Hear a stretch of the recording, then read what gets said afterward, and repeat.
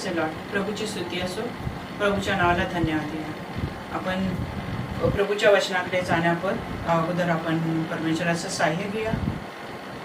धन्यवाद धन्यवाद स्तुती पात्र आमच्या भयासोग्य आमच्या प्रभू देवा, तुझी उपकार स्तुती करते प्रभू।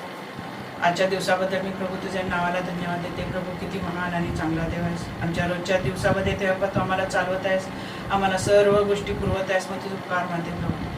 प्रभू आजच्या वचनामध्ये जाण्या अगोदर देवपा तू आमचं सहाय्य कर। माझ्या मनचे विचार, माझे तोंडचे शब्द देवपा तू मान्य कर प्रभू, आणि माझ्याकडून तू गौरविला जा। सर्व जे ऐकणार आहेत त्या ऐकणाऱ्यांचे कान आणि अंतकरणाचे दार उघड, आणि तुझं वचनाचा त्यांनी स्वीकार करावा असं तुझ्याकडं आग्रहाची प्रार्थना करते प्रभू। प्रत्येक ऐकणाऱ्याचा ताबा तू आपल्या हात तू घे, त्यांच्या अंतकरणाचा तू ताबा घे, आणि तुझा अधिक आणि अधिक वचनामधून देवपा इतरांना या वचनाचा लाभ घडावा, आणि अनेक आत्मीय देवपा तुझ्या राज्यात यावे असं दयेने कृपेने कर। संपूर्ण वेळ मी तुझ्या हाती सोपून देते। तारणारा प्रभू येशू ख्रिस्ताच्या नावात मागते म्हणून बाप्पा, आमेन।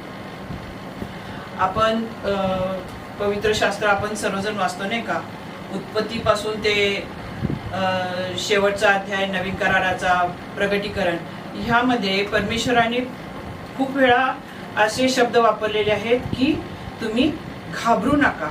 जर आपण सुरुवातीपासून ह्या शास्त्राभ्यास जर करणारे आहेत किंवा जे शास्त्राभ्यास करत आहेत ते जर पाहत असले तर त्यांना आपण पाहत असतो की पवित्र शास्त्रामध्ये खूप वेळा 365 दिवसाला एक शब्द जरी आपण धरला की घाबरू नको किंवा भिवू नको किंवा आपण भय वाटू देऊ नको असं जर पाहिलं तर, किंवा नुसतं भय किंवा नुसतं घाबरणे, तर ह्या गोष्टीबद्दल पवित्र शास्त्रामध्ये 400-500 पेक्षा जास्त वेळा या पवित्र शास्त्रामध्ये ह्या शब्दाचा उल्लेख केलेला आहे। तसं बघायला गेले तर दिवसाला एक आहे। आपण रोज दिवसभरात चालत असताना आपल्याला वाटतं की नाही बाबा आजचा दिवस कसा जाईल, आपण काय गोष्टींनी घाबरून जातो नाही का, तसंच आहे। आणि आदामाने पाप केल्याबरोबर घडलेल्या पहिल्या गोष्टीपैकी एक गोष्ट आपण वाचतो, जेव्हा देव बागेमध्ये आला आणि त्यांनी बोलायला सुरुवात केली तेव्हा तो घाबरला। आदाम काय झाला, घाबरला। आणि पवित्र शास्त्रामध्ये भीतीचा पहिल्यांदा उल्लेख त्या ठिकाणी केलेला आहे। आणि जेव्हा देव आला तेव्हा त्यांनी विचारले की झाडामध्ये कुठे लपलाय, तो मला भीती वाटत आहे, मला भीती वाटत होती। आणि त्या दिवसापासून पाप आणि देवापासून विभक्त झाल्यामुळे भीती निर्माण झालेली आहे। आणि त्या दिवसापासून मनुष्याच्या सर्व 6000 वर्षाच्या इतिहासात आपण पाहू शकतो, म्हणजे जुन्या करारापासून आतापर्यंत किंवा येशू ख्रिस्त येण्यापर्यंत इतका भीतीने जगत आहे की त्याला देव म्हणजे परमेश्वराला किंवा देवाला देव मानायला ते घाबरत आहे, अगदी विश्वास नाही।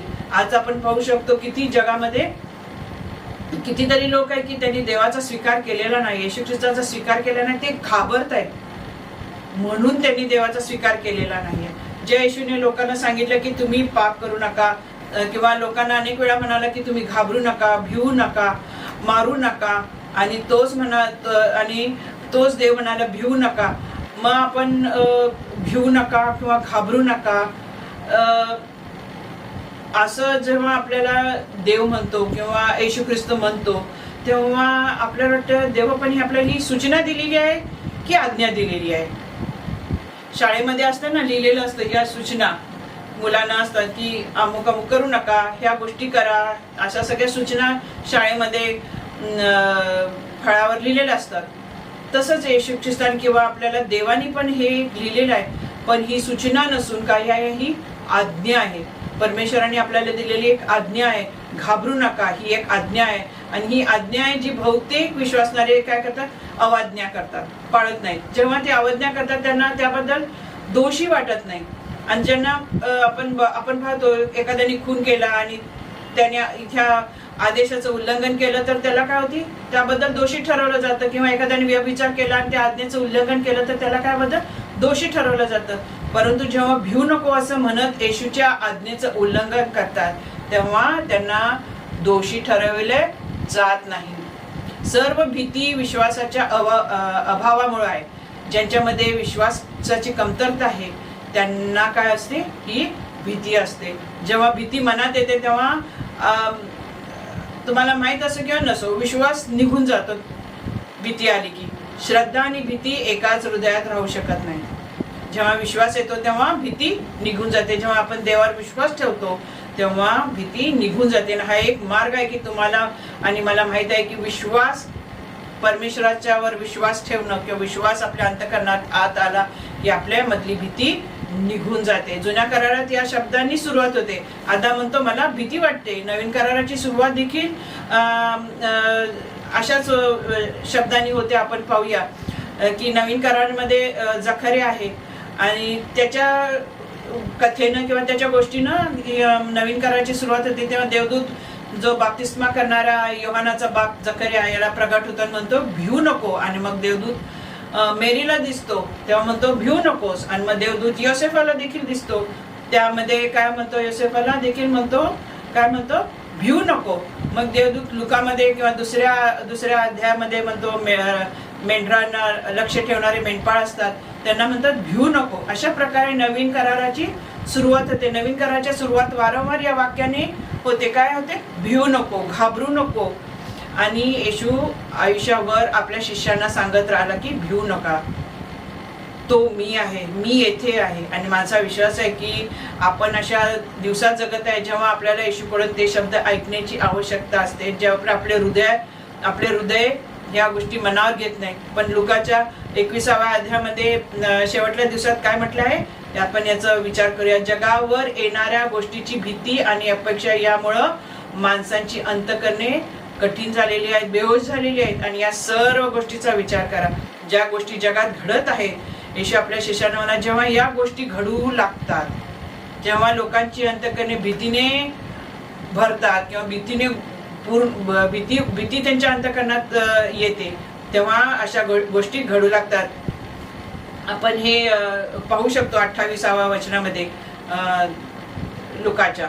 आणि आपण अशा गोष्टींची जेव्हा सुरुवात होते, जेव्हा लढाया होती, लोक एकमेकाला मारतील आणि बऱ्याच गोष्टी ह्या अध्यायामध्ये लिहिलेल्या आहेत, त्यामध्ये या गोष्टींनी काय होती, आपल्या मनामध्ये भीती निर्माण होते. पण सरळ वा, आपले डोके वर करा आणि पापाची क्षमा मागा. आणि याची काय झालेली आहे, वेळ जवळ आलेली आहे. पण ही वेळ आहे तुमचा आणि माझा विश्वास खरा आहे की नाही हे पाहण्यासाठी. आणि आपला विश्वासाची परीक्षा असते. आणि हा विश्वास आहे की स्वर्गात देव आहे. या विश्वासाचा हा एक शासक आहे. तो कोण आहे, शासक आहे आपला स्वर्गातील देव, जो सर्व विश्वासावर नियंत्रण ठेवतो. तो तुमचा आणि माझा पिता कोण आहे पाहण्याची तो आपली परीक्षा घेत असतो. आपला पिता सैतान आहे का आपला पिता स्वर्गीय बाप आहे, आपला जिवंत देव.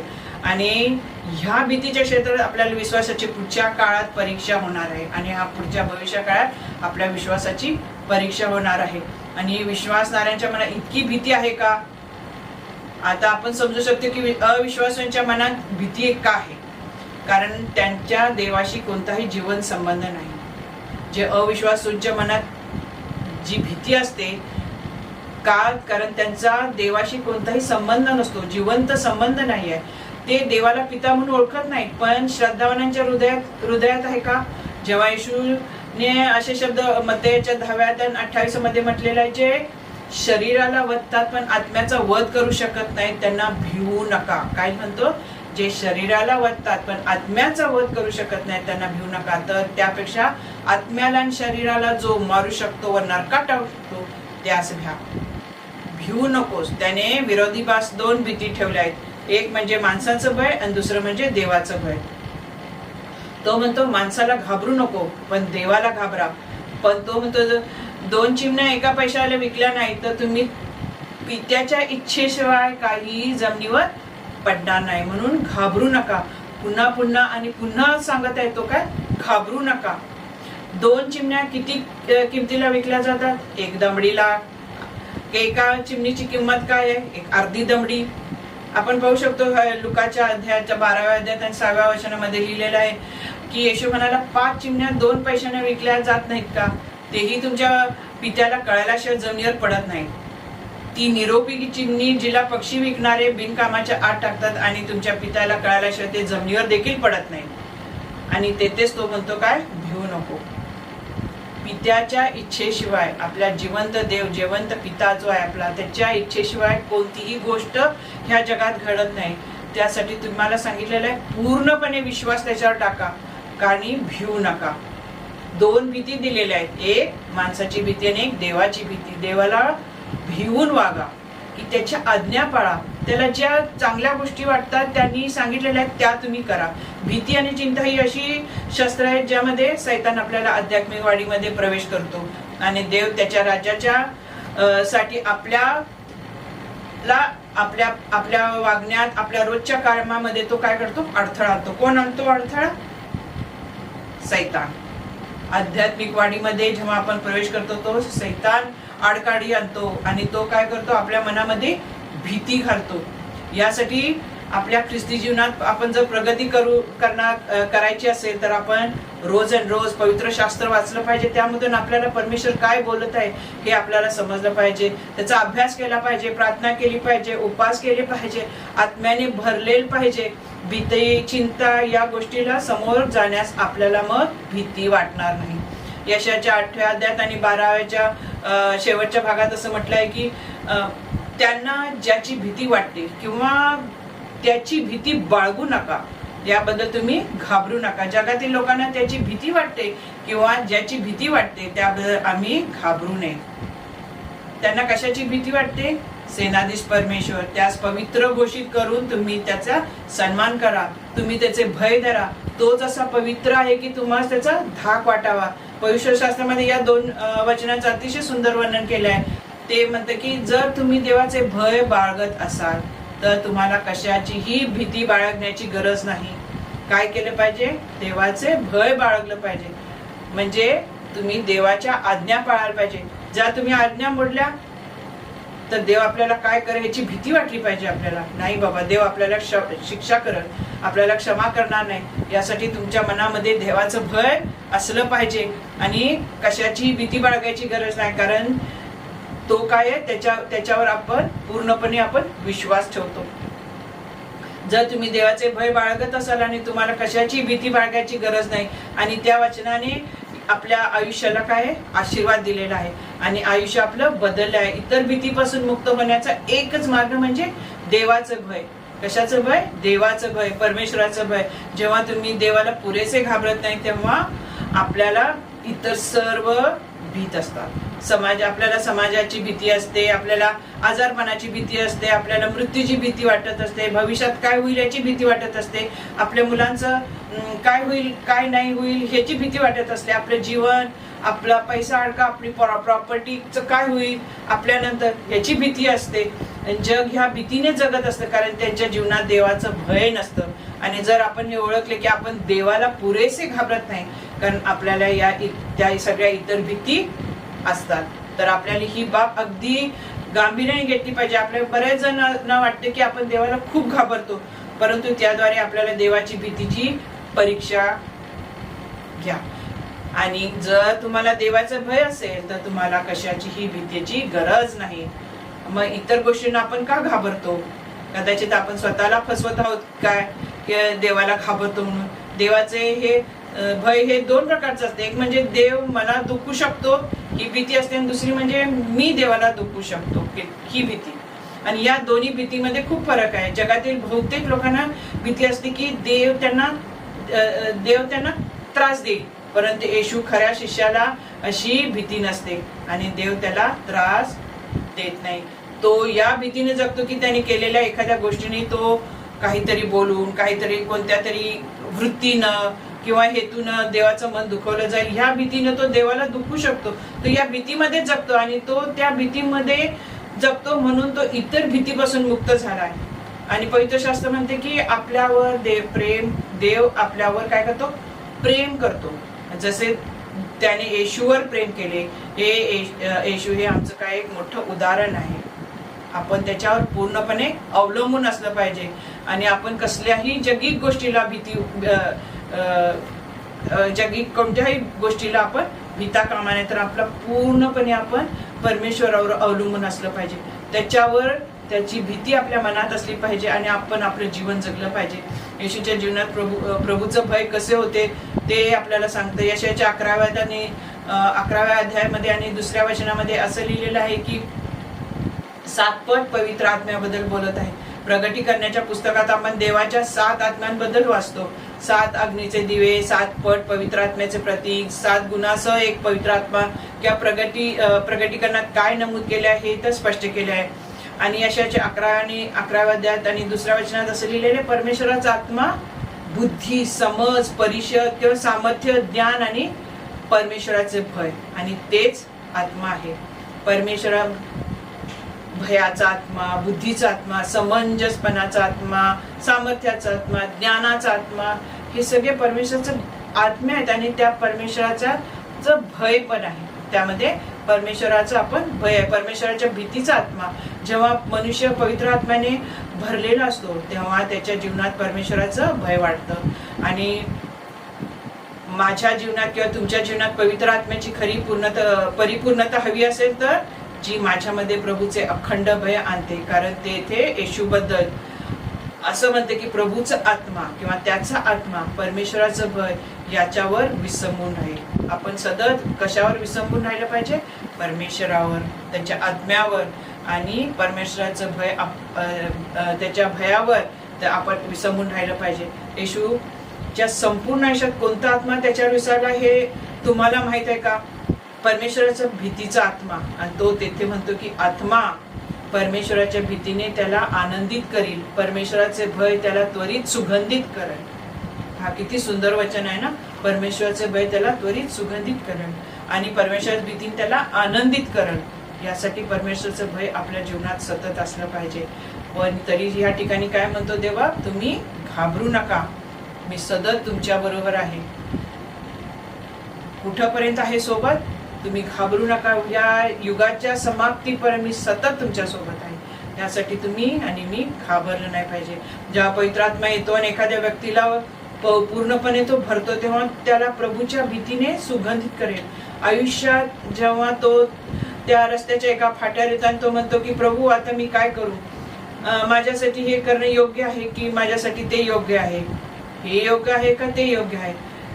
हे त्याला प्रभूच्या भीतीने सुगंधित करेल आणि त्याला दाखवेल हाच जाण्याचा मार्ग आहे, हाच मार्ग आहे. तोच मार्ग कोण आहे? मी आहे. ख्रिस्ती जीवन अशा प्रकारे जगणं की आश्चर्यकारक गोष्ट आहे नाही का? हे सर्व पवित्र आत्म्याने भरलेले असण्यावर अवलंबून आहे. पवित्र आत्मा मला आणि तुम्हाला प्रभूच्या भीतीने काय करेल? सुगंधित करतो. आपल्याला आयुष्यात अनेक वेळा आपण देवाच्या इच्छेबद्दल गोंधळलेले असतो नाही का? त्याचं कारण असे की तुम्ही पवित्र आत्म्याला प्रभूच्या भीतीने तुमचा सुगंध लवकर येऊ दिला नाही. आपण जितके पवित्र आत्म्याला देवाच्या भीतीबद्दल संवेदनशील बनवू देतो तितकेच कमी गोंधळात आपण पडू. कारण परमेश्वराच्या भीतीने आपण चालत नाही. जीवनाच्या प्रत्येक टप्प्यावर परमेश्वराच्या भीतीने चालणारा माणूस हा भय आणि चिंतामुक्त जीवन जगतो. आपण आपण वर्तमानपत्रात आपण कितीतरी बातम्या ऐकतो नाही का? आणि त्या बातम्या वाचून आपण घाबरतो. कधी कधी आपण आजारी पडतो. डॉक्टरच्या त्या सगळ्या अहवालावर, रिपोर्टवरून आपण ते पाहून आपल्यामध्ये भीतीचं वातावरण निर्माण होतं, काळजी होते. आणि का तर आपला देवावर आपण देवावर विश्वास ठेवत नाही. त्याच्यावर आपण आपल्या ओझे टाकत नाही. म्हणजे आपण काय करतो? घाबरतो. आणि येशू काय म्हणतो? जेव्हा या गोष्टींची सुरुवात होते असं घडण्यास तेव्हा तुम्ही सरळ व्हा, तुमचे डोके वर करा, तुम्ही हाक ओळखा, तुम्ही कोण आहात ते पहा आणि देवाने तुमच्यासाठी काय केले आहे ते पहा. देवाची वचनं काय आहेत? सत्य आहेत, खरे आहेत. यातील प्रत्येक वचन सत्य आहे. आणि ह्या सगळ्या वचनाला सैतान काय करत आहे? मोडून काढण्याचा प्रयत्न करत आहे. सैतानाचा पराभव झालेला आहे वधस्तंभावर. येशू माझा काय आहे? रक्षण करता आहे. सैतान मी तुझा नाही आहे. तुम्ही माझ्या शरीराला तो सैतान माझ्या शरीराला स्पर्श करू शकत नाही, माझ्या मनाला स्पर्श करू शकत नाही, माझ्या आत्म्याला स्पर्श करू शकत नाही, माझ्या मुलांना स्पर्श करू शकत नाही, माझ्या कुटुंबाला स्पर्श करू शकत नाही, माझ्या आर्थिक गोष्टींना देखील तो स्पर्श करू शकत नाही. कोणत्याही गोष्टीला तो स्पर्श करू शकत नाही. ते सर्व आपण काय केलेलं आहे? देवाला दिलेलं आहे. जर तुम्ही स्वतःच सर्व काही पैसा, अडका, तुमची लेकरं, तुमचं कुटुंब, तुमचं जीव, सर्व काही जर तुम्ही परमेश्वराला दिलेलं आहे त्यावर सैतानाचा अधिकार राहत नाही. परंतु जे पूर्णपणे देवाला दिलेले आहे त्याला सैतान कधीही स्पर्श करू शकत नाही, कोणत्याही गोष्टीला तो स्पर्श करू शकत नाही. पण त्यासाठी तुम्ही पूर्णपणे समर्पित, पूर्णपणे पवित्र असणं हे मुख्य आहे. त्यासाठी आपण पूर्णपणे परमेश्वराच्या हातात स्वतःला सोपवलं पाहिजे आणि तो तुमचा मार्गदर्शन होईल. जर तुम्ही अशा गोष्टी जेव्हा तरुण असताना सुरुवात करतो तेव्हा विचार करा की तुम्ही किती छान आयुष्य जगू शकता. तुमच्या आयुष्यात कोणतीही भीती राहणार नाही. लहानपणापासून आपण आपल्या लेकरांना, तरुण वयातल्या लेकरांना आपण शिकू शकतो आणि त्यांचं जीवन पुढे जितकं देवाने आशीर्वादित ठेवलेलं आहे ते सर्व आशीर्वादित होईल. येशूच्या भीतीने जगला असे तुम्हाला वाटते का? सैतानाला घाबरणारे लोक पाहिले आहेत, आपण पाहिलेलं आहे. सैतानाला घाबरणारे लोक आहेत. येशू कसा जगला? जेव्हा येशू यरुशलेमात येत होता तेव्हा भूते काय बोलत होती तुम्हाला माहित आहे का? अरे तो इथे येत आहे, तो येतोय. आणि ते घाबरले होते. आणि हे बायबलमध्ये वचन आहे आणि तुम्हाला बहुतेकांना ह्या बहुतेक विश्वासणारे या वचनावर जगत नाहीत, कारण त्यांचा विश्वास नाही आणि म्हणून वचन असं जगत नाही. आणि 1 योहान आणि 4 अध्याय 17 मध्ये या वचनाचा भाग काय म्हणतात हे ऐका. विश्वास बसणार नाही पण अगदी खरं आहे आणि शास्त्रातले अविश्वसनीय वचनांपैकी हे एक आहे, परंतु ते खरे आहे कारण ते देवाचे वचन आहे. जसा येशू आहे तसेच आपणही या जगात आहोत. ते खरे आहे का? तुम्हाला समजतं का? किंवा येशू जसा आहे तसाच मीही या जगात आहे, तेव्हा या सैतानाचा सामना करतो, तेव्हा मी या जगात कसे राहावे? सैतानाचा आपण कसा सामना केला पाहिजे? त्याचा प्रतिकार कसा केला पाहिजे? तो तुमच्यापासून कसा पळून जाईल? सैतान येशूला घाबरत होता आणि तसे भूतेही घाबरत होते.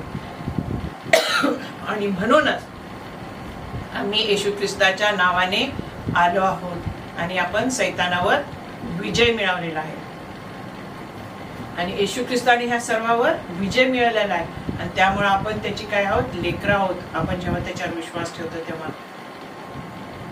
आपण सैतानाच्या भीतीने जगायचं नाही, मृत्यूच्या भीतीने आपण जगायचं नाही, माणसाच्या भीतीने जगायचं नाही. आणि इब्रिकराच्या पत्रामध्ये 13व्या अध्यायात 5व्या मध्ये असं लिहिले, तुम्हाकडे जे आहे त्यात समाधानी राहा. तो म्हणतो पैशावर प्रेम करू नका, तुमच्या कसल्याही गोष्टीवर प्रेम करू नका. देव तुम्हाला देतो त्यावर समाधानी राहा, कारण त्यांनी स्वतःच सांगितले आहे मी तुम्हाला कधीही सोडणार नाही, मी तुम्हाला कधीही सोडणार नाही. हे पिता, पुत्र आणि पवित्र आत्मा म्हणत आहे. जर तुमचा विश्वास असेल तर 6व्या वचनात असं म्हणतो, तुम्ही म्हणून आम्ही धैर्याने म्हणतो परमेश्वर माझा सहाय्यक आहे, मी घाबरणार नाही. माणूस माझे काय करणार, मनुष्य माझे काय करणार? हे फक्त आपण विश्वास ठेवतो असे नाही, ते इथे म्हणते की आपण ते म्हणतो. मनुष्य अंतःकरणाने विश्वास ठेवतो. रोमकाराच्या 10व्या अध्यायात आणि 9 आणि 10 मध्ये काय म्हणतं? तोंडाने ते कबूल करतात. तोंडाने तुम्ही कबूल केलं पाहिजे, त्यातून काय होईल? तुम्हाला मुक्ती मिळते, कारण तुम्ही पापापासून दूर व्हाल. तुम्ही आपल्या अंतःकरणापासून तुम्ही ह्या गोष्टीचं काय केलं पाहिजे? तुम्ही विश्वास ठेवला पाहिजे आणि तुमच्या अंतःकरणात एखाद्या त्या गोष्टीवर विश्वास ठेवला की तुम्ही ते तोंडाने कबूल केलं नाही तर तुम्हाला कसं काय तारण मिळणार? आणि तारण म्हणजे काय आहे? सुटका, पापापासून सुटका. तुम्हाला भीतीपासून मुक्ती हवे तर धैर्याने आपण म्हटलं पाहिजे की सैताना माझ्यापासून दूर जा, माझ्या पापांची क्षमा झाली आहे, देव सिंहासनावर आहे, तो पिता आहे, तो माझ्यावर प्रेम करतो आणि येशूने देखील माझ्यावर प्रेम केलेलं आहे. माझं भविष्य काय आहे? सुरक्षित आहे, त्याच्या हातात माझं भविष्य सुरक्षित आहे. सैताना तुझा काय झालेला आहे? वधस्तंभावर पराभव झालेला आहे, त्याचा आपल्यावर काही अधिकार नाही, तो आपल्याला स्पर्श करू शकणार नाही. देव माझ्यावर प्रेम करतो तसे येशूने प्रेम केले. कसल्याही गोष्टीवरची आपण काय केली पाहिजे? चिंता नाही केली पाहिजे, आपण निराश झालं नाही पाहिजे. देवाचं वचन काय म्हणतं? सैतानाला सांगायचं आहे काय सांगायचं आहे हे सांगण्याची आपल्यामध्ये शक्ती पाहिजे, सामर्थ्य पाहिजे, जे देवाच्या वचनातून येतं. आणि देवात पवित्र आत्मा जेव्हा आपल्यामध्ये येतो तेव्हा हे सांगण्याची आपल्यामध्ये शक्ती येते. आणि सैतान देखील येशूकडे आला तेव्हा त्याने काय केलं, त्याने त्याला देवाच्या वचनातून विचारलं, हे लिहिलेलं आहे. आणि सैतान पुन्हा परत आला आणि तो म्हणाला, हे लिहिलेलं आहे. आणि तिसऱ्यांदा परत आला आणि म्हणाला, हे लिहिलेलं आहे. आणि मग सैतान सोडून गेला. म्हणजे पवित्र शास्त्र हे सैतानाला पूर्णपणे माहीत आहे. आणि तो येशू ख्रिस्ताला नंतर सोडून गेला, नाही का. त्याची जेव्हा अरण्यात परीक्षा झाली त्यावेळी सैतानाने तुम्हाला सोडावे असे तुम्हाला वाटते का? येशूने जे केलं ते करा. देवाच्या वचनात तुमच्याविषयी आणि त्याच्याविषयी काय लिहिलं आहे ते इतरांना सांगा. जेव्हा जेव्हा सैतान तुम्हाला तुमच्या भूतकाळाची आठवण करून देतो तेव्हा त्याला त्याच्या भविष्याची आठवण करून द्या. तो कुठे संपणार आहे हे त्याला सांगा. ती चांगली गोष्ट आहे. जेव्हा जेव्हा सैतान तुम्हाला तुमच्या भूतकाळाची आठवण करून देतो तेव्हा तुम्ही त्याला अग्नीच्या तळ्यात त्याच्या भविष्याची आठवण करून द्या. त्याला अग्नीच्या सरोवरात टाकण्यात येईल. तो वधस्तंभावर पराभूत झालेला आहे. कोण? सैतान. तुमचा देव लहान आहे का? आपला देव खूप मोठा आहे. सर्व शक्तिमान सामर्थ्यवान असा देव आहे. तुम्ही प्रार्थनेत येशूकडे जा आणि ते आपल्या समस्या त्याच्याकडे आणि म्हणा की ठीक आहे, हे मी करेल की नाही हे मला माहित नाही, पण मी तुम्हाला सांगतो की तो ते करणार नाही. मी आत्ताच सांगत आहे की तो करू इच्छित नाही म्हणून नाही, तुमच्या त्याच्या मदतीची गरज नाही म्हणून नाही, तर तुमच्या अविश्वासामुळे. तुमचा अविश्वास येशूचे हात बांधतो. काय करतो? तुमचा अविश्वास येशूचे हात बांधतो. तो करल किंवा नाही करल, त्याची इच्छा आहे किंवा नाही इच्छा आहे, ह्या सगळ्या गोष्टीमध्ये काय होतं, आपण येशू ख्रिस्ताचे अविश्वास, आपल्या अविश्वासामुळे येशूचे आपण हात बांधतो. तो ते करायला आपण काय पाहिजे? आपला पूर्ण विश्वास पाहिजे. मग त्याचे हात आपल्यापर्यंत पोहोचू शकतात. सर्व शक्तिमान देवाचे हात बांधू शकणारी एकच गोष्ट आहे, ती म्हणजे मनुष्याचा अविश्वास. आणि विश्वासाशिवाय देवाला संतुष्ट करणं अशक्य आहे. भीतीचा आत्मा तुम्हाला प्रभू सोबत चालण्यास अडथळा आणल. आणि ह्या आपण पाहू शकतो 2 तिमोथी 1:7 मध्ये लिहिलेलं आहे. कारण देवाने आपल्याला भीतीचा आत्मा दिला नाही, पण सामर्थ्य, प्रेम आणि सुदृढ मन दिलेलं आहे. तेव्हा प्रिय बंधू भगिनीनो, माझ्या लेकरांनो, आपण ही सत्य आपल्या जीवनात लागू करूया की आपण पूर्णपणे परमेश्वरावर विश्वास ठेवूया आणि आपल्या जीवनातली भीती काढून ठेवूया. फक्त देवाचं भय असलं पाहिजे, मनुष्याचं नाही, जगिक नाही, सैतानाचं नाही. म्हणून परमेश्वरावर पूर्णपणे विश्वास ठेवून जगूया. आपल्याला पूर्ण त्याच्याबरोबर राहूया. आणि तो म्हणालेला आहे, त्यांनी काय आज्ञा दिलेली आहे? घाबरू नका. जगाच्या कुठल्याही गोष्टीला तुम्ही घाबरू नका. प्रभू, मला या पृथ्वीवर तुझं गौरव होईल अशा प्रकारे जगायचं आहे, त्यासाठी तुम्हाला मार्गदर्शन कर. धन्यवाद. आमेन.